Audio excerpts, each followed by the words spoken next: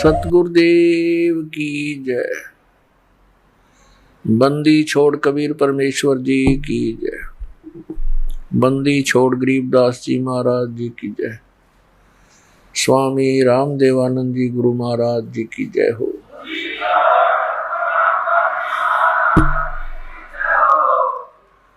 गरीब नमो नमो सतपुरुष को नमस्कार। गुरु की नहीं सुर नर मुनि जन साधुआं संतों सर्वस्ती नहीं। सतगुरु साहेब संत सब डंडो तम प्रणाम। आगे पीछे मज हुए तिनको जहां कुर्बान। निराकार निर्विषम काल जाल व्यंजनम। निर्लेपम निज निर्गुणम अकल अनुपवेशोन्दनम। सोहम सुरति समाप्तम सकल समाना निर्तलय। उज्ज्वल हीरंबर हरदमम बेपरवा अथाह वार पार नहीं मध्यतम। गरीब जो सुमरे सिद्ध होई गणनायक गलताना। करो अनुग्रह सोई पारस पद परवाना। आद्य गणेश मनाऊं गणनायक देवन देवा। चरण कमल लो लाऊं आदंत करूं सेवा। परम शक्ति संगीतम रिद्धि सिद्धि दाता सोई। अवगत गुण अतीतम सत पुरुष निर्मोही। जगदम्बा जगदीशम मंगल रूप मुरारी। तन मन अर्पों शीसम भक्ति मुक्ति भंडारी। सुर नर मुनि जन ध्यावे ब्रह्मा विष्णु महेशा। शेष सहस मुख गावे पूज्य आद गणेशा। इंद्र कुबेर सरीखा वरुण धर्म राय जावे। समर्थ जीवन जी का मन इच्छा फल पावे। 33 कोटि अधारा ध्यावे शेष 88। उतरे बहुजल पारा कट है यम की फांसी। 33 कोटि अधारा ध्यावे शेष 88। उतरे बहुजल पारा कट है यम की फांसी। कर जोरूं विनती करूं धरूं चरण पर शीश। गुरु जी राम देवानंद जी महाराज ने दियो नाम बख्शीश। कोटि कोटि सिजदा करूं कोटि कोटि प्रणाम। चरण कमल में राखियो मैं बंदी जा मैं गुलाम। कुत्ता हूँ गुरुदेव का रामपाल दास का नाम। गले प्रेम की जेवड़ी जा खेचो वहाँ जाऊं मैं। तो करो तो बावड़ू दूर दूर करो तो जाऊं। ज्यों राखो त्यों ही रहूं जो देवो सो खूं। परम पिता परमात्मा पूर्ण ब्रह्म सर्व सृष्टि रचनहार कबीर देव जी कबीर परमेश्वर जी हम सभी आत्माओं के जनक हैं। ये सर्व सृष्टि रचनहार है।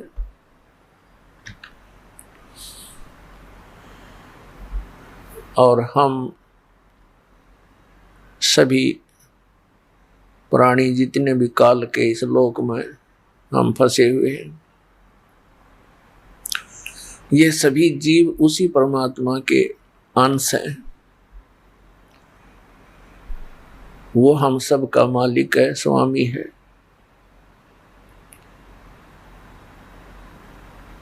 पुण्यात्माओं, सौभाग्य आपका मनुष्य जीवन ऐसे समय में है जिस समय परमात्मा ने इस यथार्थ ज्ञान के प्रचार का आदेश दे दिया और ये मोक्ष मार्ग है। अब ये मोक्ष समय है, ये वो समय है जिसको हम मोक्ष समय कह सकते हैं। ये कलयुग की बीचली पीढ़ी है। पहली पीढ़ी, प्रथम चरण, जब परमात्मा कबीर देव जी, कबीर साहिब जी काशी में जुलाहे की भूमिका करने आए थे, वो प्रथम चरण था। फिर परमात्मा ने कहा था कि जब बिचली पीढ़ी का समय आएगा तब तक इस मूल ज्ञान को और मूल मंत्र को यानी सतनाम और सारनाम को सार्वजनिक नहीं करना है, गुप्त रखना है। इसका कारण आपको पहले भी बताया। इसका कारण ये था कि काल भगवान ने परमात्मा के ही बच्चों को, उस परमेश्वर के ही बच्चों को मिसगाइड करके अपना स्वार्थ सिद्ध कर रहा है, उनको संत पद देकर, क्योंकि वो पिछले जन्म के पुण्यकर्मी प्राणी होते हैं जो गुरु पद प्राप्त करते हैं, और ये उनकी पूर्व जन्म की भक्ति कमाई को नाश करवाता है गुरु पद पर बैठा के, और दोषी अपराधी बनवाता है परमात्मा के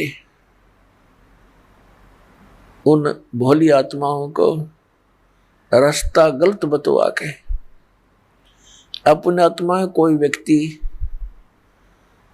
कहीं जा रहा हो, राहगीर यानी रास्ते में, और वो किसी व्यक्ति से पूछे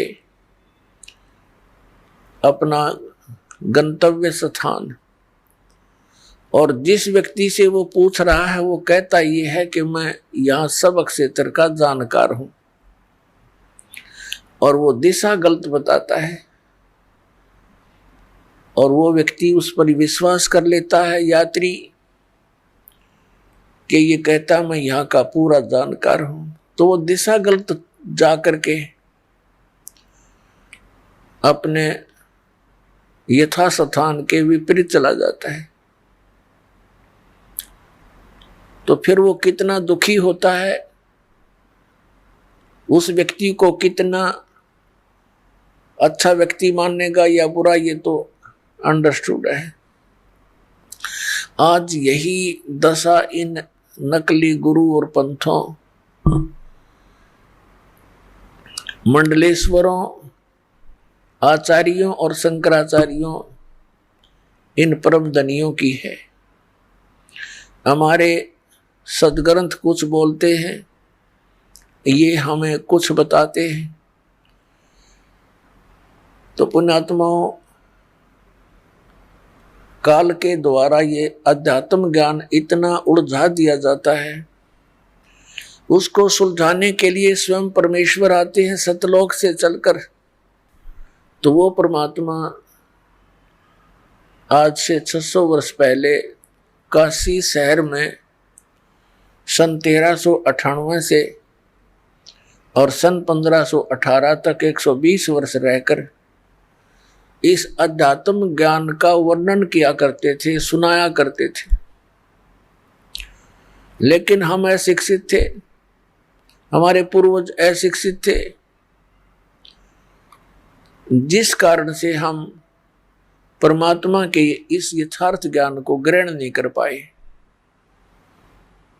क्योंकि हमारे जो धर्म गुरु थे वो संस्कृत भाषा के विद्वान माने जाते थे, और वो चारों वेदों को कंठस्थ याद भी रखते थे, जिस कारण से उनको चतुर्वेदी कहा जाता था। जिसने 3 वेदों को कंठस्थ याद कर लिया वो त्रिवेदी कहलाता था। जो 2 वेदों को याद करके कंठस्थ याद करते थे, रखते थे, उनको दिव्यवेदी कहते थे। और उनको उन वेदों का कख नहीं पता, न पुराणों का ज्ञान हमारे धर्मगुरुओं को। तो उस समय परमात्मा ने अपना परिचय दिया था कि परमात्मा कौन है, कैसा है, वो क्या किया करता है। जो वेदों में वर्णित परमात्मा के गुण हैं, उनके अनुसार परमात्मा कबीर जी ही खरे उतरते हैं, जो वेद बताते हैं। अपने आत्माओं, कबीर परमेश्वर जी ने 600 वर्ष पहले आकर के ये ज्ञान दिया था कि तुम यहाँ के रहने वाले नहीं हो, आपका ये निज स्थान नहीं है, और यहाँ आप काल के जाल में फंसे हुए हो, और आप जन्म और मृत्यु के दीर्घ रोग से ग्रस्त हो। लेकिन हम परमात्मा को पहचान नहीं पाए, क्योंकि वो स्वयं आए हुए थे और हम सदग्रंथों से अपरिचित थे, इसलिए हम मार खा गए, हम धोखा खा गए। हम परमात्मा को छोड़कर इन काल के दूतों के बहकावे में आकर हम परमात्मा से दूर हो गए। लेकिन वो दयालु, उन्होंने रहम किया, हमारे को उस समय भक्ति युक्त कर गए, हमें कुछ चार्ज कर गए, जिस कारण से हमें मनुष्य जीवन मिलते आ रहे हैं।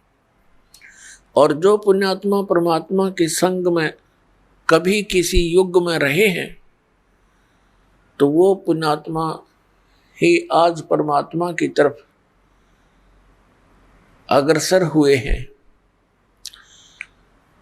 तो दुर्भाग्य है उन प्राणियों का जो परमात्मा की खोज में और काल के ग्रुप में जाकर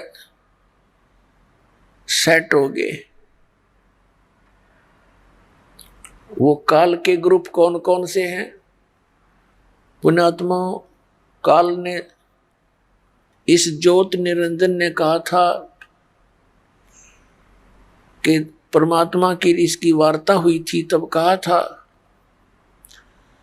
कि भगवान 3 युगों में जीव थोड़े ले जाना, सतयुग त्रेता द्वापर में कम जीव वापस ले जाना अपने लोक में, और चौथा युग जब कलयुग आवे तब तब शरण जीव बहु जावे। ऐसा वचन हर मोय दीजे, तब तो गवन संसार ही कीजे। परमेश्वर कबीर जी अपने पुत्र जोगजीत का रूप बना करके इसके 21वें ब्रह्मांड में वार्ता की थी। इसने पहले तो झगड़ा किया भगवान से, लेकिन समर्थता के सामने इसकी पार नहीं बसाई। फिर इसने चापलूसी का सहारा दिया, चरण पकड़ दिए और कहा, आप किस उद्देश्य लेकर आए हो, क्या उद्देश्य लेकर आए हो? तो परमात्मा ने इसको सारा स्पष्ट कर दिया कि मैं जाऊंगा तेरे नीचे के लोकों में, और तूने इन प्यारी आत्माओं को कितना कष्ट दे रखा है। कोई पशु बना दिया, कोई पक्षी बना दिया, कोई कुत्ता बनाया, कोई गधा बनाया, मनुष्य बनाए तो इनके साथ कितनी यातनाएं दे रहा है। मैं इन प्राणियों को जाकर बताऊंगा कि तुम जिस लोक में रह रहे हो ये काल का लोक है, तुम सतलोक के रहने वाले हो, और सतलोक में जाने की जो विधि, जो मंत्र है वो मेरे पास है, वो इनको दे दूंगा, फिर ये सतलोक आएंगे। तो फिर इसको चिंता होगी, पहले तो परमात्मा के साथ लड़ाई करनी चाहिए, लेकिन परमात्मा ने कहा, धर्मदास नाम के एक महापुरुष जो परमात्मा की उन प्यारी आत्माओं में से हैं जिनको भगवान मिले थे,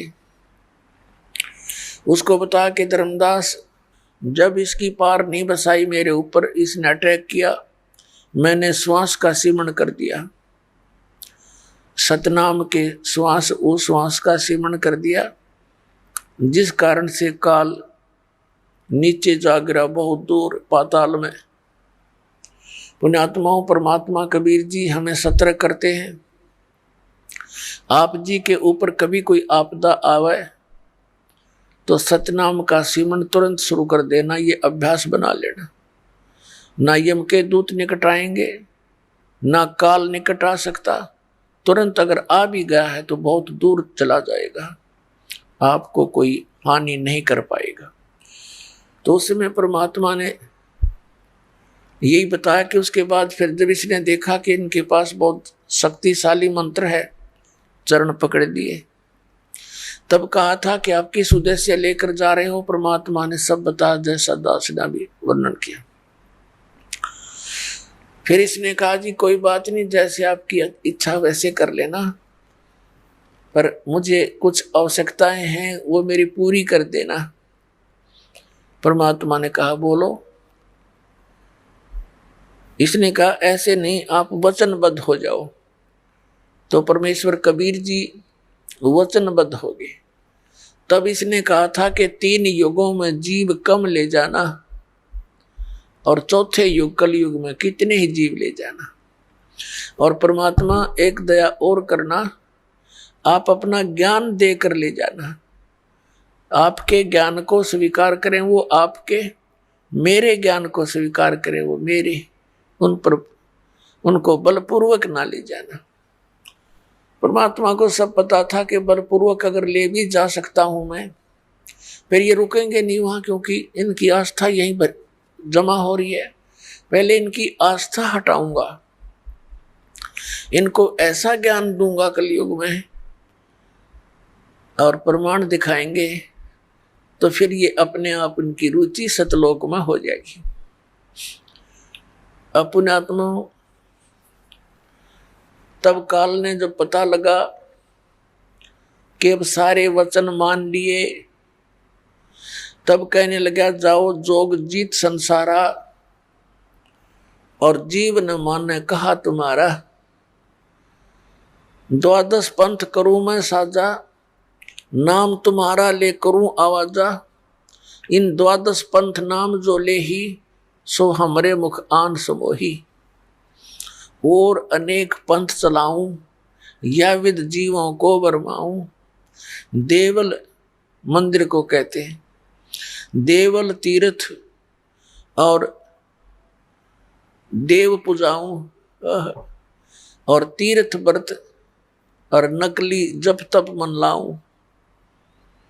इनमें उलझा दूंगा और जाओ जोग जीत संसारा, फिर जीव न माने कहा तुम्हारा। जीव तुम्हारा कहा न माने, हमारी और हो बाद बखाने। हमारे वकील बन जाएंगे वो काल के, जो तेरे बच्चे उनको इतना मिसगाइड करवा दूंगा, अपने दूत भेज कर 12 नकली पंथ, और उसके बाद और पंथ अनेक चलाऊंगा, इस विद जीवों को भरमाऊं। तब परमात्मा ने कहा ठीक है, तू अपने सारे काम कर लिए, जितने दाव तू लगावेगा काल। परमात्मा ने कहा था जब कलयुग 5505 वर्ष बीत जाएगा, तब मैं अपना अंश भेजूंगा। पहले तो परमात्मा ने कहा था मैं स्वयं आऊंगा, उनकी मौज है वो आप आवें या अपना प्रतिनिधि भेज दें, एक का बात होती है। तो पुण्यात्मा, इस काल ने कबीर पंथ के अंदर भी अनेकों नकली पंथ चलवा दिए, और किसी के पास नाम नहीं, किसी के पास वो परमात्मा वाला विधान और ज्ञान नहीं। अब एक जैसे ये 12 पंथों के विषय में तो आपको बहुत बार दिखाया है, एक और पंथ है कबीर पंथ के अंदर, जो अपने आप को पारखी बोलते हैं, जो अपने आप को पारखी संत कहते हैं। और वो कबीर परमेश्वर जी को अपने पंथ का यानी कभी इस पारख पंथ का प्रमुख मानते हैं और वो केवल परमात्मा द्वारा बोली गई वाणी जिसको एक बीजक ग्रंथ कहते हैं, कबीर बीजक, उस वाणी को ये पारखी संत सत्य मानते हैं और कहते हैं कबीर साहब ने जो वाणी बोली है ये सारी सच्ची है जो बीजक में लिखी है। अपने आत्माओं,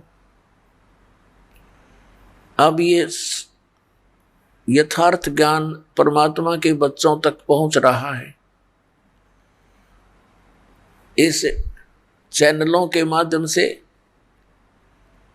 सीडी के माध्यम से, पुस्तकों के माध्यम से, और ये भी प्रमाणित हो रहा है क्योंकि बुद्धिमान समाज है। आज कोई बालक नहीं, अभी तक इन पुण्यात्माओं को ये पता ही नहीं लगा था कि जिनको हम संत मान रहे हैं ये संत नहीं असंत हैं, ये तो आपसे भी नीचे स्तर के ज्ञान के व्यक्ति थे, क्योंकि इन्होंने वो भक्ति भी छुटवा दी जिससे थोड़ा बहुत लाभ मिलना था।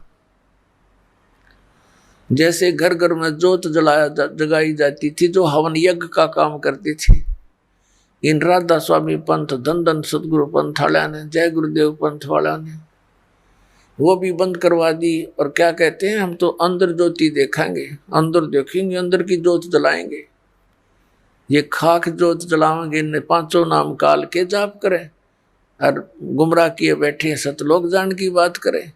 है तेरा गजब भाई। अपनात्मा,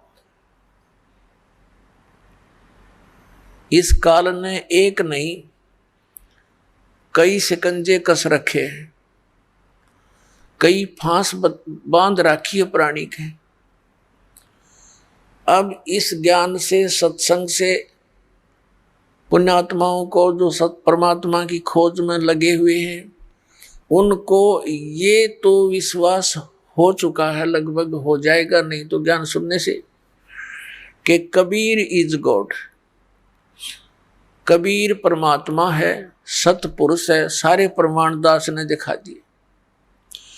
अब क्या समस्या आवेगी आपके समक्ष कि भाई यदि कबीर साहब ही भगवान हैं तो फिर बिल्कुल सही है, फिर तो कबीर पंथ में जितने महापुरुष हैं जो गुरु पद पर हैं, आम जनता जनसाधारण के मन में, भोले भालों के मन में ये बात मन में आवेगी कि भी सबसे पुराना कबीर पंथ में कौन सा स्थान है, हमारे किया और बीमारी है। हम सबसे पुराने नर बहुत उसको महत्वपूर्ण मानते हैं। तो पुण्यात्माओं, अब भोली आत्मा उन कबीर पंथ के उन नकली संतों के जाकर फंसना जा, इसलिए अब थोड़ा सा ये सतर्क और करना पड़ेगा। एक हमारा सेवक बना सन 1998 में और उसको ज्ञान हो गया कि कबीर साहब परमात्मा है दास के प्रमाणों से। तो उसके अंदर काल ने के प्रेरणा भर दी कि अब कबीर साहब तो भगवान है ही, ये तो अंडरस्टूड हो गया, बुद्धिमान बच्चा था, लेकिन ये घनी बुद्धिमान, घना जो चतुरता है इस मार्ग में हानिकारक भी होती है। तो उसके मन में क्या दोष आया जो दास ने अभी बताया। उसने सोचा जब कबीर साहब ही भगवान हैं और गुरुजी इस दास के बारे में सोचा, ये तो अभी सन 1994 से नाम देने लगे हैं और ये तो बहुत नए से हैं, और कहीं ऐसा ना हो उन पुराने आश्रमों में उनके पास तो बहुत ही यथार्थ ज्ञान मिलेगा। तो उसने इस दास को इस अपनी जो उसने धारणा बना रखी थी परिचित नहीं होने दिया और कहा जी ऐसे ऐसे हमारी इच्छा है कि कबीर बट देख कर आवें, बांधवगढ़ का वो स्थान देखें जहां धर्मदास जी हुए हैं। मैंने कहा चलो भाई देख आते हैं। संगत थोड़ी थी, थोड़े ही भक्त बने थे सन 1998, फिर 99 की बात है। सन 2000 में फिर हम कहाँ गए, कबीर बट है एक, कबीर बट ये गुजरात स्टेट में भरूच एक शहर है। भरूच शहर से 12 किलोमीटर की दूरी पर एक मंगलेश्वर गांव है। मंगलेश्वर गांव के पास एक शुक्ल तीर्थ नाम का पहले एक गांव था और उसमें जीवा दत्ता नाम के 2 ब्राह्मण भाई रहते थे और वो परमात्मा के शिष्य हुए थे।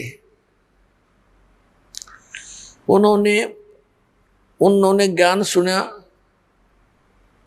कि अभी पूर्ण गुरु के बिना मोक्ष नहीं हो सकता। दोनों भाइयों ने विचार विमर्श किया कि भी हम जिस भी संत के ज्ञान विचार सुनते हैं हमने तो वो पूरा दिखाई देता है, अब हम कैसे निर्णय करें कि कौन सा पूरा है और कौन सा अधूरा है। तो उन्होंने अपनी ही सोच के आधार से एक फैसला कर लिया, निर्णय कर लिया कि हम अपने आंगन में एक सूखे वट वृक्ष की टहनी गाड़ेंगे, जैसे पौधा लगाते हैं गमला बनाकर, यानी नीचे गड्ढा बनाकर, और इन महापुरुषों के चरणामृत ला करके चरण धो के और इस टहनी में डालेंगे और यदि ये हरी होगी तो हम मान लेंगे पूर्ण गुरु है। इस दृष्टिकोण से उन्होंने जहां भी जिस संत का नाम सुना वही पहुंच गए और उनसे प्रार्थना की, दासों को चरणामृत दीजिए। अब संत इस बात से नकारा नहीं करते कि बेटा ले लो, उनके चरण धोएं और डाल के पात्र में घर ले आवें, आते उसमें डालते हैं। 2 दिन बाट देखें, 2-3 दिन कुछ नहीं होता, हफ्ते 10 दिन, फिर दूसरे के पास जाए, तीसरे के पास जाए, सब जगह जा लिए जिनका बोलबाला था। अब ये उनको ज्ञान हो गया था कि मनुष्य जीवन परमात्मा प्राप्ति के लिए ही प्राप्त हुआ है और यदि मनुष्य जीवन प्राप्त करके भगवान मिले नहीं तो व्यर्थ है और पूरे गुरु बिना भगवान नहीं मिले। सब संत कहते हैं, ऋषि और मंडलेश्वर कहते हैं। तो उन्होंने ये डिसीजन कर लिया कि हे परमात्मा, इस समय तो पृथ्वी पर कोई परम संत नहीं है, पूर्ण संत नहीं है, हम दोनों भाइयों की मृत्यु कर दो और किसी समय इस पृथ्वी पर संत आया हो पूर्ण, उस समय हमारी शेष आयु मनुष्य की दे देना दाता। कति फाइनल फैसला आत्मा से पुकार के और ये अर्ज की और दोनों भाई मायूस रहने लगे कि क्या बने इस जीवन का, तो पूंजी नष्ट हो रही है। अब कहते हैं परमात्मा, धारी मेरे संत की मुझसे मिटे नहीं अंश। उसी समय हफ्ते 10 दिन के बाद परमात्मा एक जिंदा महात्मा के रूप में उस शुक्ल तीर्थ नाम के गांव में, जिसमें 30-40 घर थे ज्यादा से ज्यादा, पहले ऐसे छोटे छोटे गांव होते थे सभी, तो वहां गली में घूम रहे हैं और जीवा और दत्ता, जिसको तत्वा भी कहते हैं, उसके घर के सामने से और दूसरी गली में जा रहे थे। तो दत्ता बाहर आया। उस दत्ता ने देखा कि एक महात्मा जा रहा है। उसने अपने बड़े भाई जीवा से कहा कि जीवा एक महात्मा जा रहा है, तेरी आज्ञा हो तो बुला लाऊं। अब जीवा कहने लगा भाई रहने दे, क्यों जख्म को हरा कर रहा है, क्या करेगा बुला करके। ऐसे ऐसे मंडलेश्वरों को देख लिया, उनके पास कुछ नहीं हुआ। दत्ता ने फिर कहा भाई मेरी तो इच्छा करती है संत को एक बार बुला लाऊं। जीवा ने कहा भी देख ले, फिर मैं क्यों तेरी आत्मा को दुखाऊं, बुला ले। इतने में परमात्मा वापस आ गए, जैसे किसी का घर खोज रहे हो। और दत्ता पुण्यात्मा थी, चरणों में मत्था टेका, हे महाराज आपके दास की झोपड़ी है, चरण रखना, आ जाओ यहाँ दर्शन देना, कुछ समय विश्राम करो। परमात्मा ने कहा अच्छा भाई चलो। जाके जैसा भी कोई स्थान था बैठने के लिए दे दिया, कोई पीढ़ा बूढ़ा, परमात्मा बैठ गए। और जीवा कहता है दत्ता कहाँ जी, वो लाना साधु के चरण धोवाएंगे। अपनी लाए कोई परात थाली और उसमें पानी डालकर चरण धोए। अब जीवा कहता कि दत्ता ले जा इस जल को, चरणामृत को, और संतों के चरणामृत को गली में नहीं डाला करते, इसको अंदर डाल देना पौधे में। अच्छा जी। अब दत्ता गया आंगन में, और जो ही वो लगा डालने जल डालते डालते ही वो सूखी टहनी जो गलने लगी थी नीचे से, वह एकदम हरी भरी होगी। बोलो सतगुरुदेव।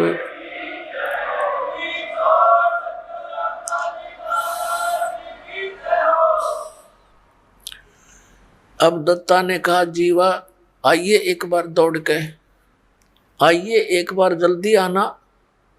अब जीवा गया, क्या बात है, परमात्मा आगे, ये तो मालिक आगे, भगवान आगे। देखिए एकदम हरी भरी होगी टहनी, वट वृक्ष यानी बड़की टहनी सूखी थी। दोनों भाइयों ने एक एक पैर पकड़ लिया।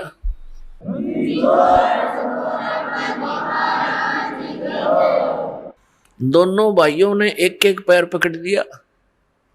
अरनु देखे मुंह की तरफ और रोए और कहने लगे भगवान हम तो कति थक चुके थे, और हमने मान लिया था कि इस पृथ्वी पर कोई संत नाम की चीज नहीं।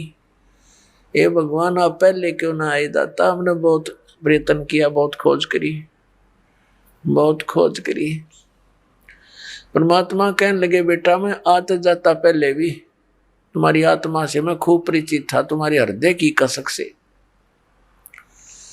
यदि मैं पहले आ जाता और ये हरी भरी भी हो जाती, होनी थी तो कोई दुख दिखता कोई ना, जो तुम वैसे ये संत की पहचान नहीं होती।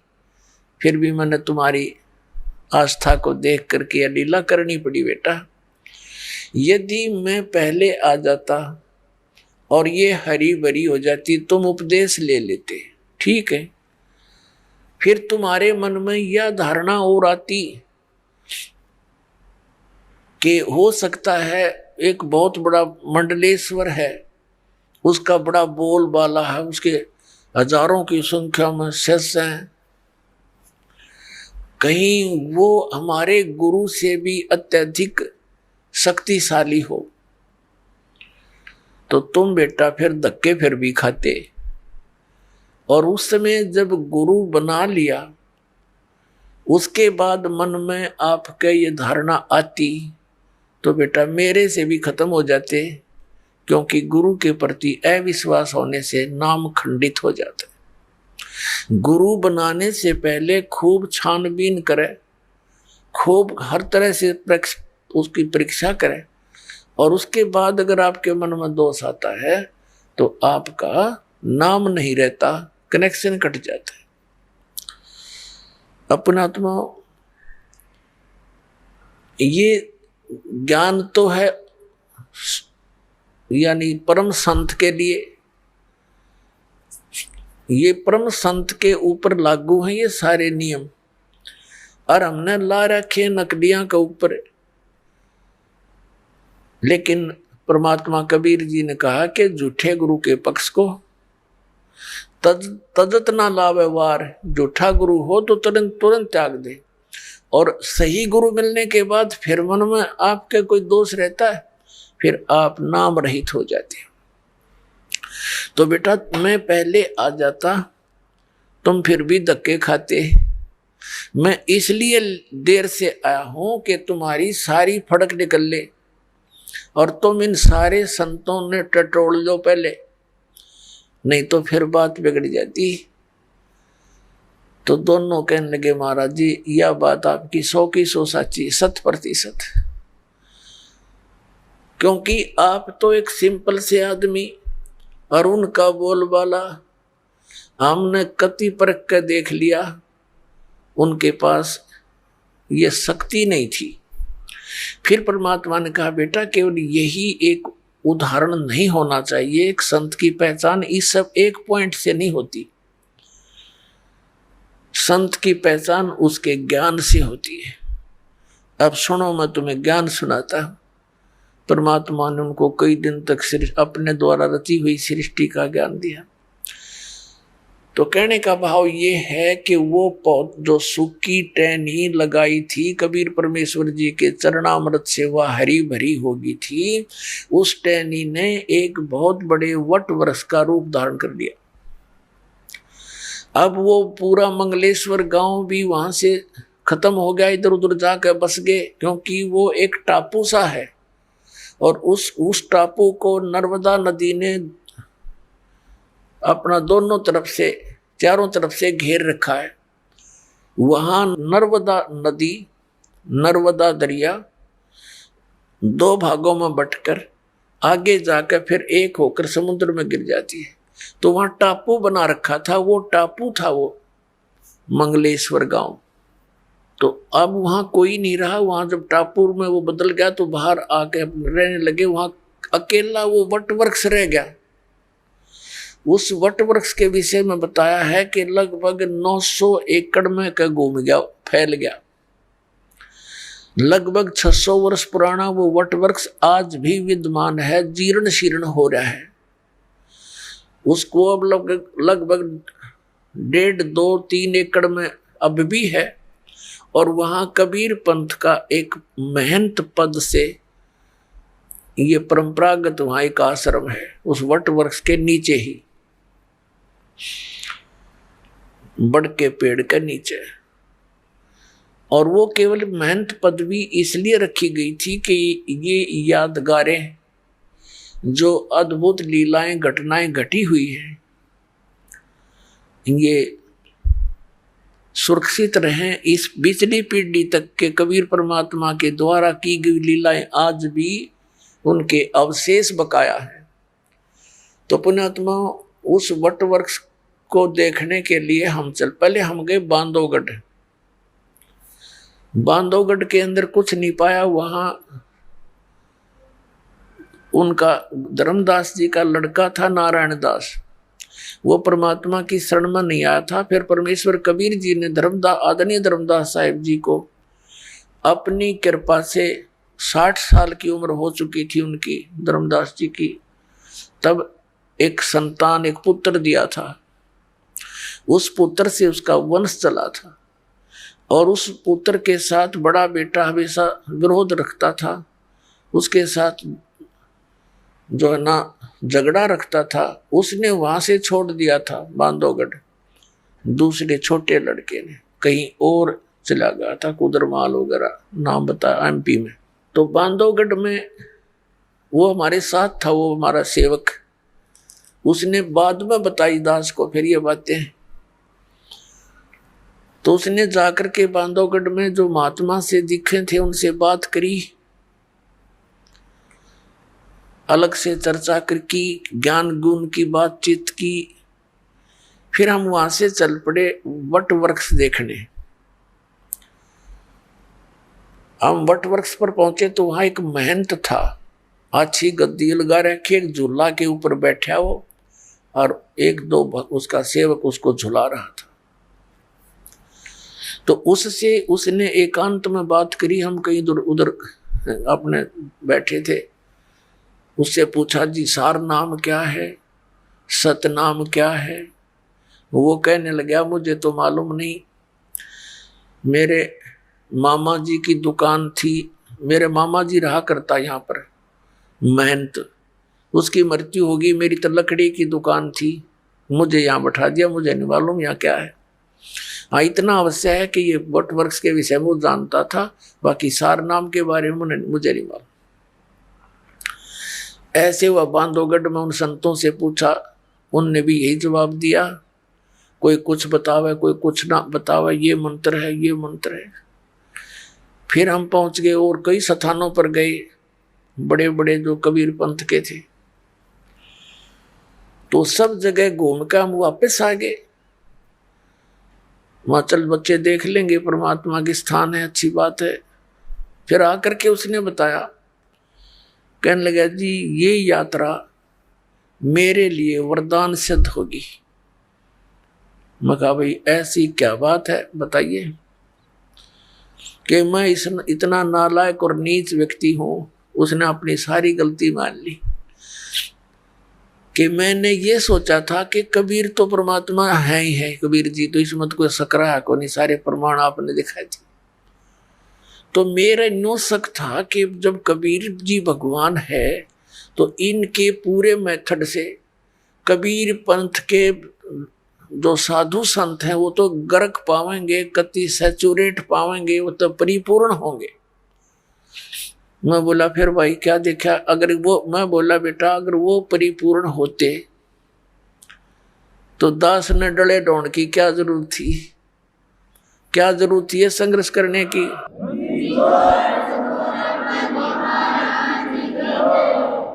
इस दास ने क्या जरूरत थी फिर इस पंगे में पा देने की, सारे सबको मैं बताऊं इनका ज्ञान गलत, इनका ज्ञान गलत और ये ज्ञान सच्चा। और सभी बोली आत्मा भी नो सोचे रामपाल निंदा करता है, नंदक को और सच्ची बताऊं। तो उसने फिर बताया जी मैं ऐसे ऐसे किसी से पूछा महाराज जी सार नाम क्या है। उसने क्या बताया कि हाथ पर आटा ले लो, एक कबीरपंथी पुराने आश्रम का 60-70 साल का बूढ़ा, और नो कह हाथ में आटा ले लो और श्वास के निकट कर लो, और श्वास से उस आटे में कोई डिस्टर्बेंस ना होनी चाहिए, बस ये समझ लो सार शब्द है। वो कहने लगा अब मेरा तीसरा पेटा भर गया, ऐसी दृढ़ता आई है भगवान, ये तो कति नरे खाकी बैठे हैं, किसी के पास भी कुछ को नहीं। और फिर उसने बताई जी मेरे मन में इतना नालायक हो, मेरे मन में ये दोष आ गया था। माँ भाई कोई बात नहीं, ये तो आवेगा और इसका समाधान भी भगवान करेंगे, जिन पुण्यात्माओं पर रहम करेंगे। वो दिन है आज उस बच्चे को ऐसा दृढ़ निश्चय हुआ इस दास के इस सारे ज्ञान पे, और उसका जीवन सफल हुआ, ना तो फिर मार खा जाता कितने। तो पुण्यात्माओं अब बोली आत्माओं के ऐसी समस्या और आवेगी। एक और परिवार था, राधा स्वामी पंथ से आया था सन 2003 में,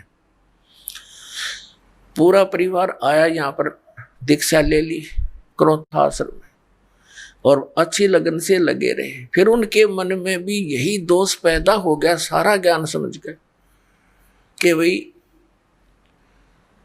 अब दामा खेड़ा के अंदर धर्मदास साहिब जी की गद्दी से संबंधित संत बताए हैं। कोई सिर फिरा मिल गया उनको दामा खेड़ा के गद्दी का कोई भक्त, उसने बता दिया उनको कि पूर्ण मोक्ष चाहिए तो दामा खेड़ा गद्दी वालों से ही होगा। कबीर साहब ने उनको वरदान दे रखा है, अच्छा उनको झाड़ा लाने का वरदान दे रखा है, कनपेड़ झाड़न का। कबीर साहब ने तेनू बता रखा जो सच्चा नाम देगा उससे मोक्ष होगा, सतनाम ते वंश से नहीं नाद से होगा। यानी आज तक किसी ने देख लो नाद वाले जितने यानी वचन के से उनसे ही हमारा पंथ उजागर हुआ है, और जिसके पास सही नाम है उसी से मोक्ष होगा, किसी पीढ़ी से। उनका वह बात पक्की जच गई। रामपाल तक कल 5-4 वर्ष से लगा नाम देने, और वो तो बहुत पुराना बताया। यहाँ से छोड़कर वहां चले गए धक्के खान। उन्होंने सतनाम प्राप्त हो चुका था। सारनाम तो बालक ने कहा था भी थोड़ा सा और रोशनी हो लेने दे, फिर जल्दी दिया करेंगे, अभी तो थोड़ा खींच कर लेना है, समय बढ़ाना है। तो उन्हें जाकर पूछा जी हमने नाम दे दो, दामा खेड़ा पहुंच गए। वो बोले भाई ठीक है बैठो नाम देते हैं। उनने सुना दिया पूरा शब्द, अजर नाम अमर नाम पाताले सब सिंधु नाम, यही हंस का काम। वह देखे उनके मुंह की तरफ, वो कहने लगे जी वो सतनाम, तो सतनाम कौन सा होता? बोला ये है जो कुछ है, जो कुछ है बस यही है। अब वो वहां से तो खिसियानी बिल्ली होकर आ गए। उन्होंने फिर स्कीम बनाई, किसी से बताया कि वहां कबीर चौरा है काशी में, वहां परम संत पाओगे, वहां धक्के खाए। आखिर में वो भक्ति से हीन हो गए, यहां से भी गई। तो कहने का भाव ये पुण्यात्माओं, इस काल ने तो कई शिकंजे कस रखे, बहुत बंधन बांध रखे, पर अब ये सारे समाप्त करने पड़ेंगे। दास सारे समाप्त करेगा और ऐसा कर देगा इन सबको कि इनके पास खख नहीं, सबके जोड़े खाली करके दिखा दूंगा।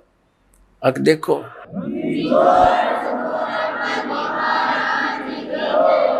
अब इस कबीर परमात्मा के नाम पर काल के 12 पंथ चले, और उन्हीं का इतना विस्तार हो गया है कि कई करोड़ों की संख्या में कबीर पंथी है।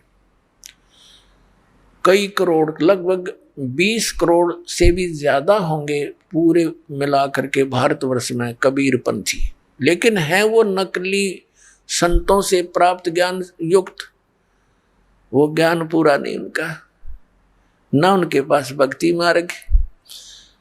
अब उन्हीं पंथों में से एक और पंथ पनपा है जिसको पारखी संत कहते हैं, पारखी पंथ। अब अन्य जितने कबीर पंथ में जो बेशक वो काल से प्रेरित हैं, नाम उनके पास यथार्थ नहीं है, लेकिन ज्ञान उनका बहुत कुछ ठीक है।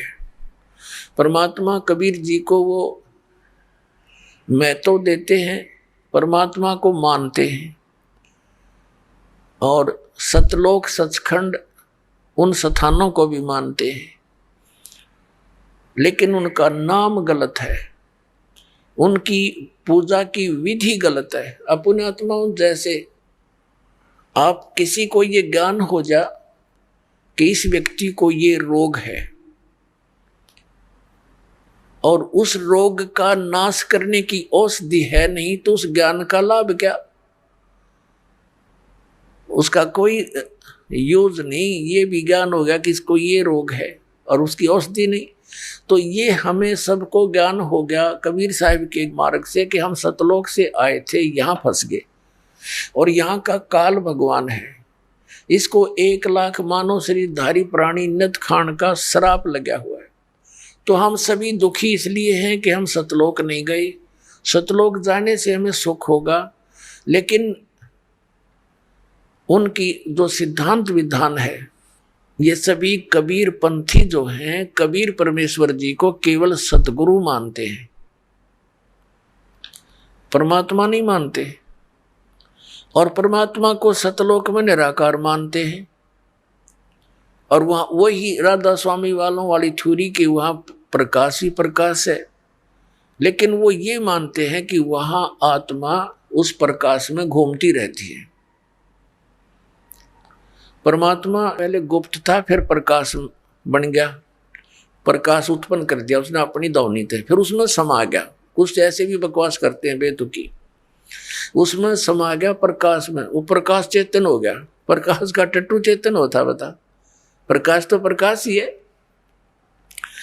और फिर कुछ एक तो यहाँ तक अपनी मन गढ़ंत कहानी बना रहे हैं कि उसने प्रकाश को, परमात्मा ने फिर प्रकाश को ऐसे उछाला। जब परमात्मा प्रकाश में मिल गया, उछाला किसने?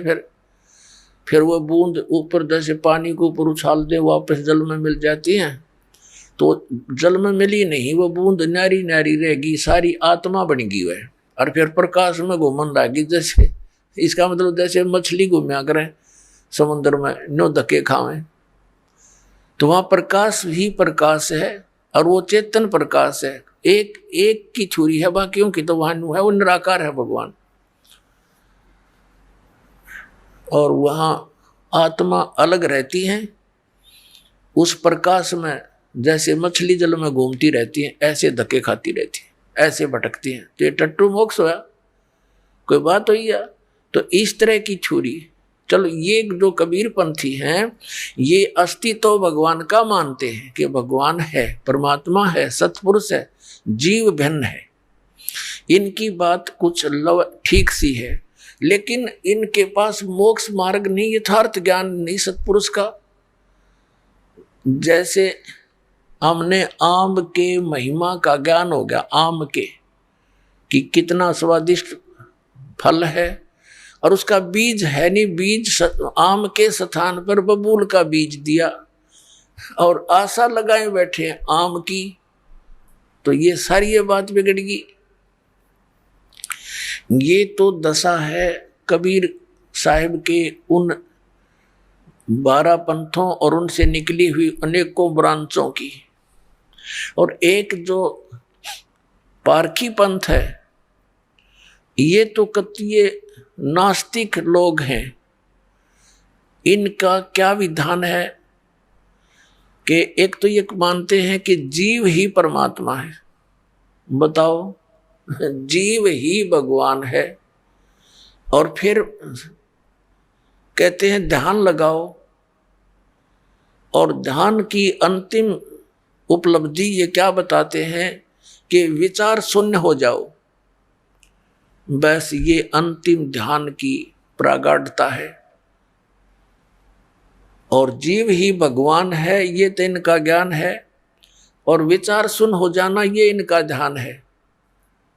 इन ते कोई पूछने वाला हो, भले पुरुष हो, जब परमात्मा जीव ही भगवान है, तो फिर साधना की और ये आश्रम बनाने की, ये पुस्तक छापने की आवश्यकता रहेगी? 2 अक्षर की बात है कि भगवान तो है नहीं, जीव ही भगवान है। बताओ, कोई बुद्धिमान व्यक्ति इस बात को स्वीकार कर लेगा? और उसने भी लाखों लोग बका रखे, मूर्ख बना रखे। एक अभिलाष दास नाम का एक ये पारखी संत कहलाता, बताए इनको संत कहते आने भी शर्मावा उन्हें।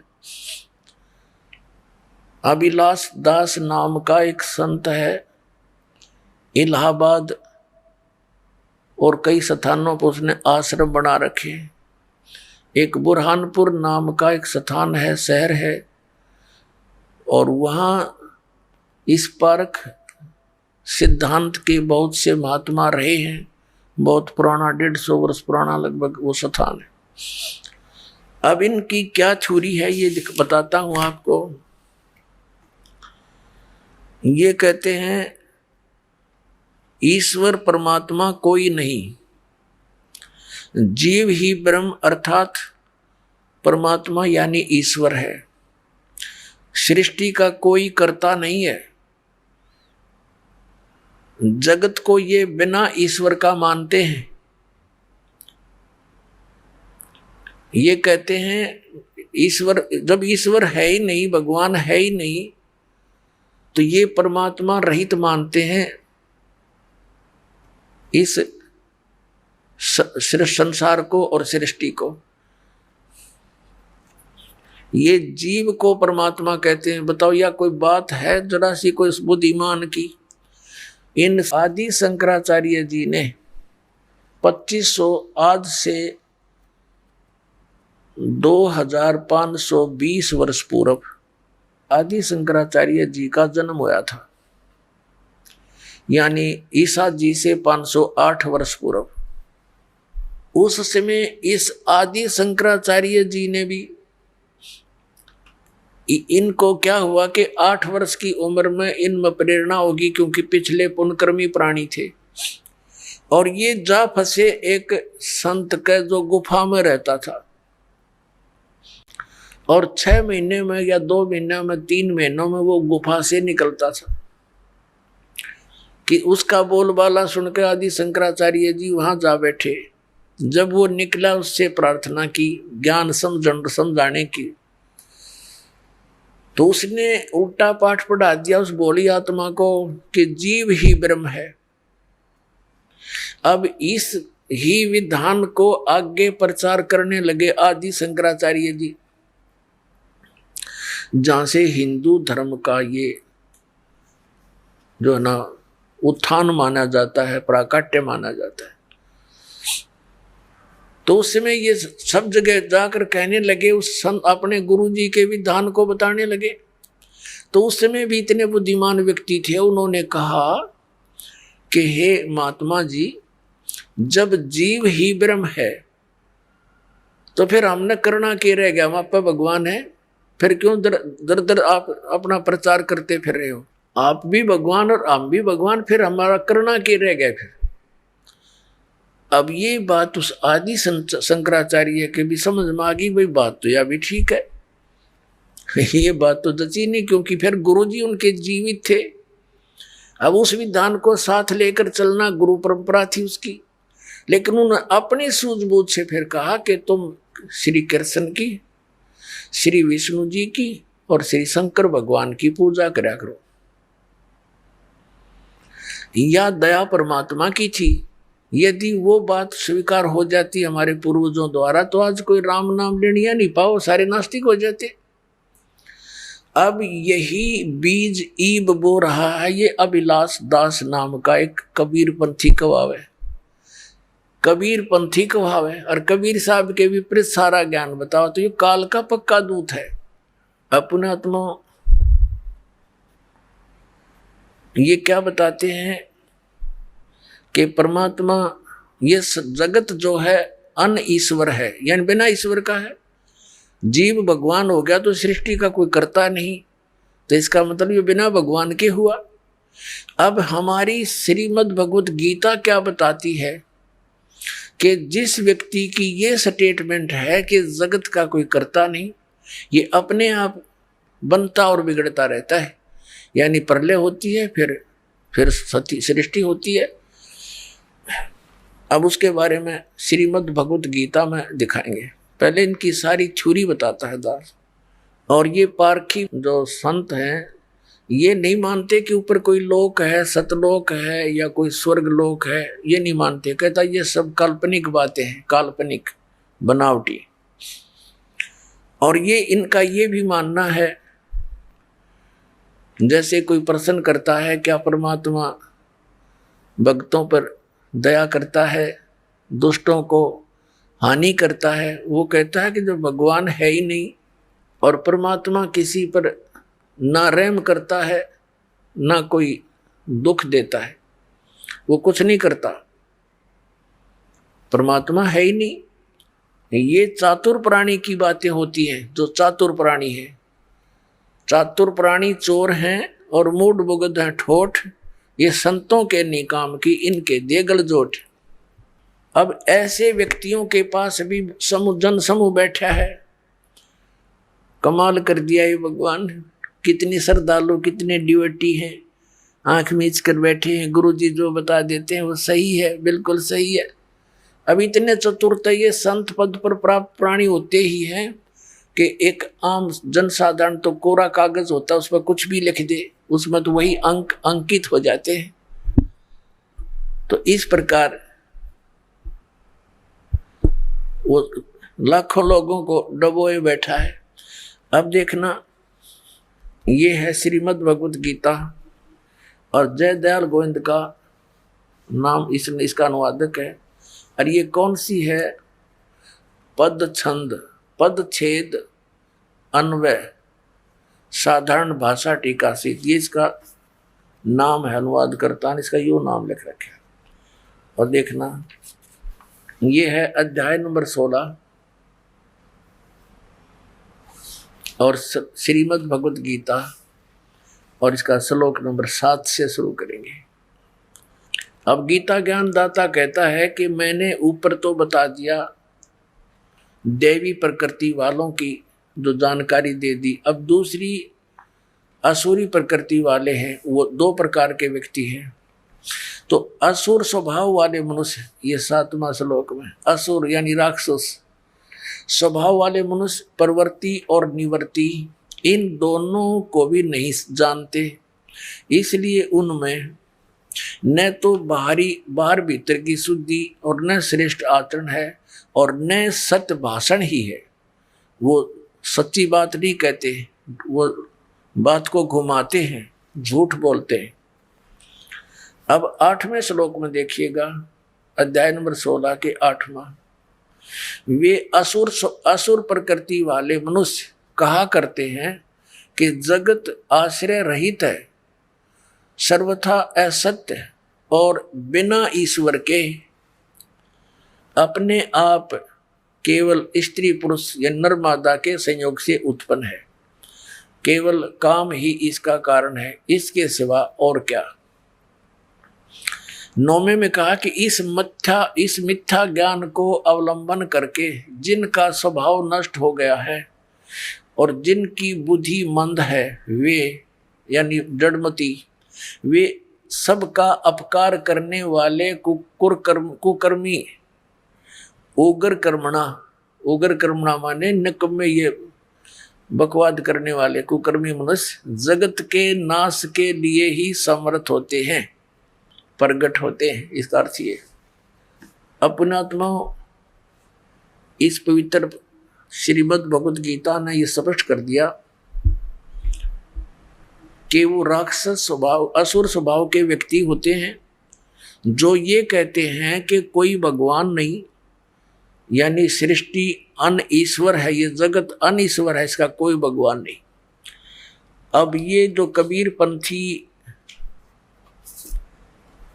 कहलाता है, वैसे तो इसको कबीर पंथी कहते हुए दास को तो शर्म आती है, लेकिन इनके ज्ञान को सार्वजनिक किए बिना जनता को समझ में नहीं आवे कि ये कितना मिथ्या ज्ञान प्रचार करे। इस अभिलाष दास जी ने एक गीता सार लिखा है। इससे कोई पूछता है, जैसे इसके भक्त काफी यहाँ आए थे, हमसे मिलते रहते थे, उनसे वार्ता होती रहती है, तो वो क्या बताते हैं कि वो अभिलाष दास जी ने बड़े कई सैकड़ों पुस्तक बना रखी है और एक गीता सार भी बना रखा है। वो गीता सार पढ़ा दास ने। ये चातुर प्राणी होते हैं जो इनके इस अज्ञान विधान में उल्टी सुलटे करके जो समर्थन इनको महसूस होता है, उनको तो ये ले लेते हैं अपने प्रमाण में और बाकी श्लोक छोड़ देते हैं। श्रीमद् भगवद गीता में 700 श्लोक हैं और इस भले पुरुष ने अपने अनुसार जो इसको चाहिए थे, जो इसके अनुकूल थे, वो सेलेक्ट कर लिए, बाकी छोड़ दिए। फिर ये ऐसे व्यक्ति, अज्ञानी पुरुष क्या कहा करते हैं कि ये गीता में मिलावट है और सही सार निकाल कर हमने दे दिया गीता सार, ये सही गीता है। दिखाऊं आपको, इनके देखिएगा, ये है पुस्तक गीता सार, अभिलाष दास इसके अनुवाद। आगे पूरा डिटेल दिखाएंगे यहां से।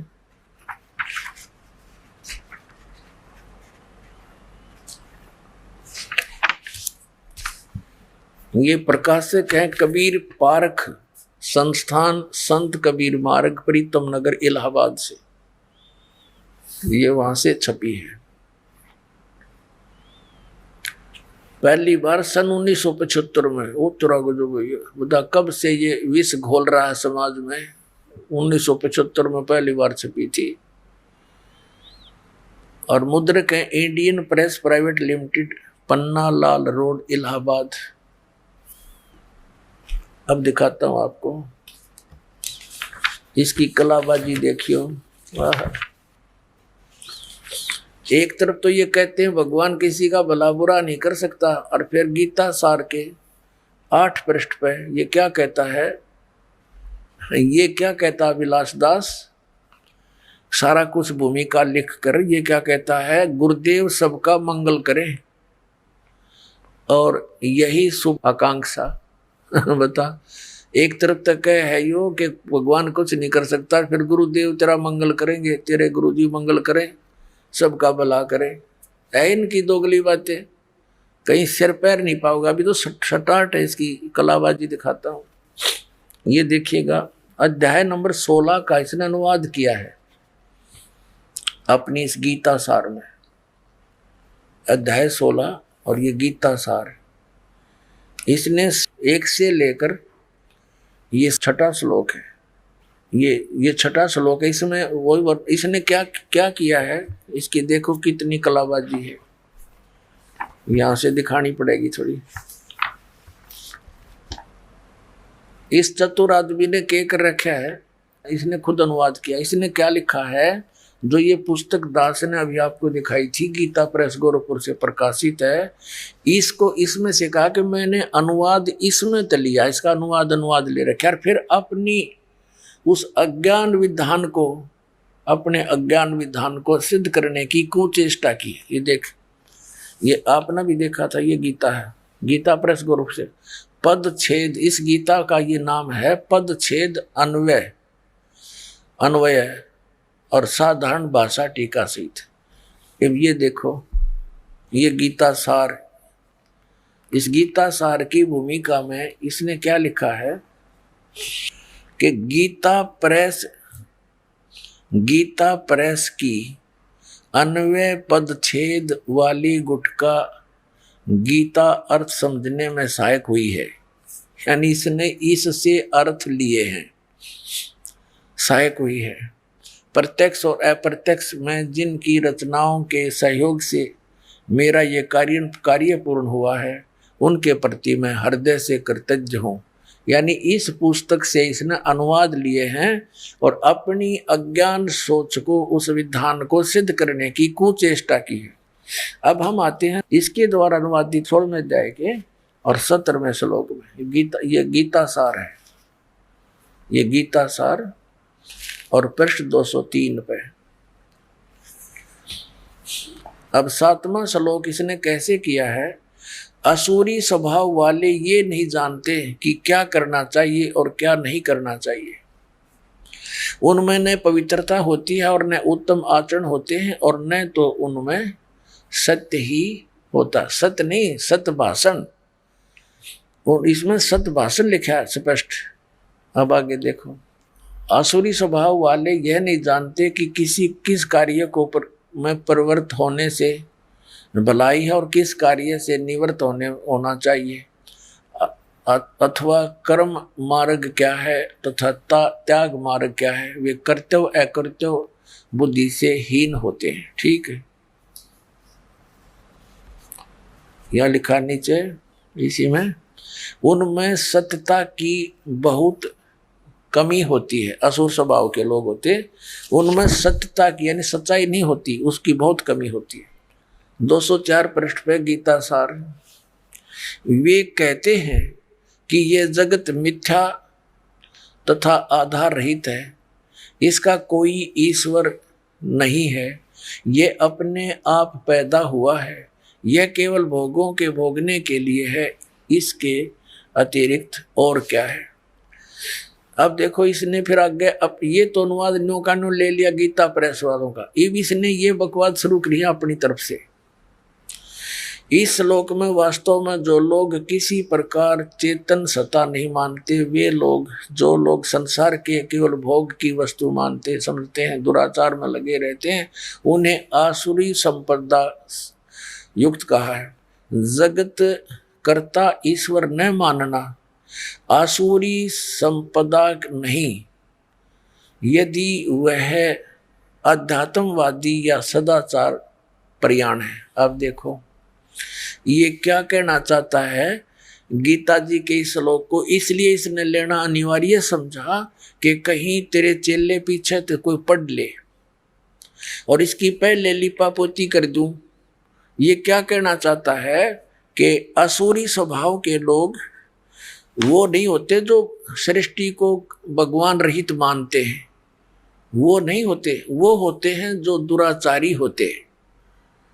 जो सृष्टि को जब इसमें स्पष्ट लिख दिया गीता जी में कि जो इस परमात्मा रहित मानते हैं सृष्टि को, कि इसका कोई कर्ता नहीं है, अनीश्वर उसी को कहते हैं, तो ये कह है, ये तो बात ठीक है, गीता में लिखा है कि असुर स्वभाव वाले इस सृष्टि को ईश्वर रहित मानते हैं, परमात्मा इसका है, इसका कर्ता नहीं मानते। ये कहना चाहता है कि गीता जी के इस 16वें अध्याय के 7 से लेकर 9 तक इसमें उन लोगों को असुर यानी राक्षस स्वभाव को नहीं कहा जो भगवान इसका कर्ता नहीं मानते ईश्वर का, उनके लिए कहा है जो दुराचारी है। और इसमें स्पष्ट लिखा, देखिए पढ़ के आपको दिखाते हैं, क्योंकि पुण्यात्मा इनकी अंग्रेजी उदास समझ सके है, इन भोले भाले आत्माओं को तो गुमराह कर ही रखा कई सैकड़ों वर्षों से। ये देखना है, ये गीता प्रेस गोरखपुर से प्रकाशित, इसमें स्पष्ट किया है 16वें अध्याय के 8वें श्लोक में कहा है, ये वे आसुरी प्रकृति वाले मनुष्य यानी राक्षस स्वभाव के व्यक्ति कहा करते हैं जगत आश्रय रहित है, सर्वथा असत्य और बिना ईश्वर के है। बिना ईश्वर के अपने आप स्त्री पुरुष के संयोग से उत्पन्न होता है। अपने आत्माओं उन राक्षस स्वभाव वाले व्यक्तियों में से एक गुण ये भी है कि जो परमात्मा को बिना ईश्वर का मानते हैं, और ये लिपापोती क्या करने की चेष्टा कर रहा है, देखिए। और फिर क्या उदाहरण लिया है इसने, गीता देखना, गीता सार, अभिलाष दास का गीता सार, ये देखिए अध्याय नंबर 16 के इसने थोड़े से श्लोक लिए हैं, उनमें से ये गीता सार प्रश्न नंबर 204 पर आ गए। ये क्या कहना चाहता है कि जगत कर्ता ईश्वर न मानना, जगत का कर्ता ईश्वर न मानना असुरी संपदा नहीं। ये अपनी लीपापोती कर रहा है कि अपने को टालना चाहता है इसमें से। और फिर क्या बताता है कि वास्तव में ये क्या